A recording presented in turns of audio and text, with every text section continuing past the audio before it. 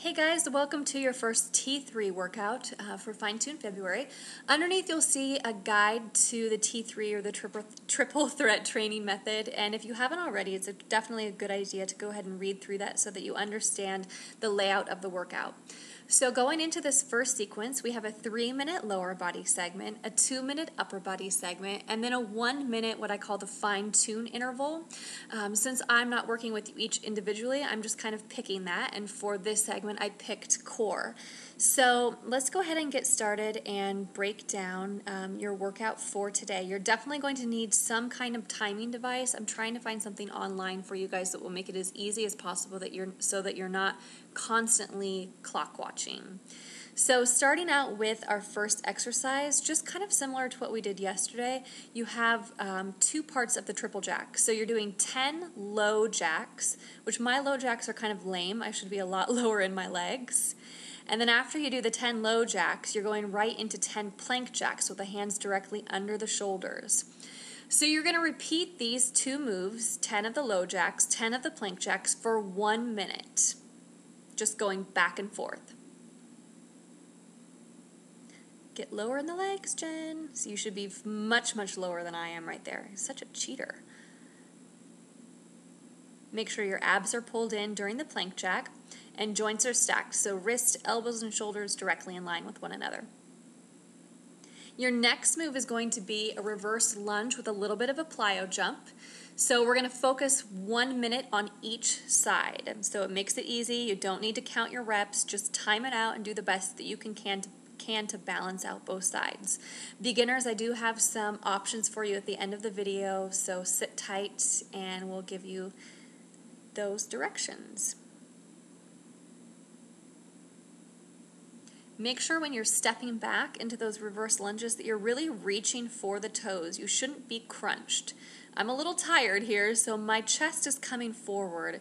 Try not to lean down too far, and we want to stay nice and tall and lifted through the back. So one nice line from the top of your head to your tailbone. All right, upper body segment. You're going to spend 2 minutes doing this exercise. It's a walkout plank, 1 plank push-up, jump the feet to the hands, jump back. Plank push-up on the other side, jump the feet to the hands, jump back, and then walk your hands back up to standing. You're going to hate this one, but you'll love the results. So here we go. Walking out into plank, drop down 1 plank push-up, jump the feet to the hands, jump back, plank push-up on the other side, feet to the hands, jump back, and then walk to plank. The 2 minutes really does go by fast. And then for your final fine-tune minute, just hit the floor, hit your bicycle crunch, opposite shoulder to opposite knee for 1 minute. Exhale on the twist. Okay, moving into segment number 2. Now make sure that you have already repeated your first segment twice.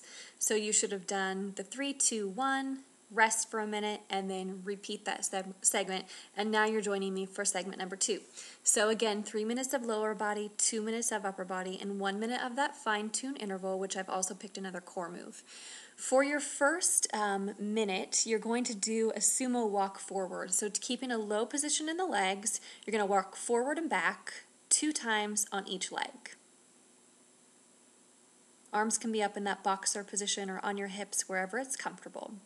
Now, for the next couple of minutes, you're going to alternate side to side with a squat, an abduct lift, swing to the back, and a deadlift. So let's take it again. You squat, lift to the side, bring that leg to the back, try not to fall over, and then go into a single leg deadlift.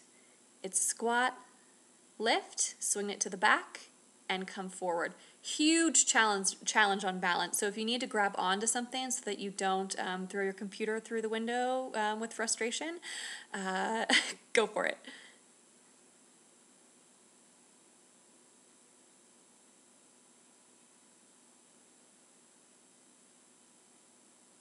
And for your upper body, we're spending 1 minute on each side doing a side push-up.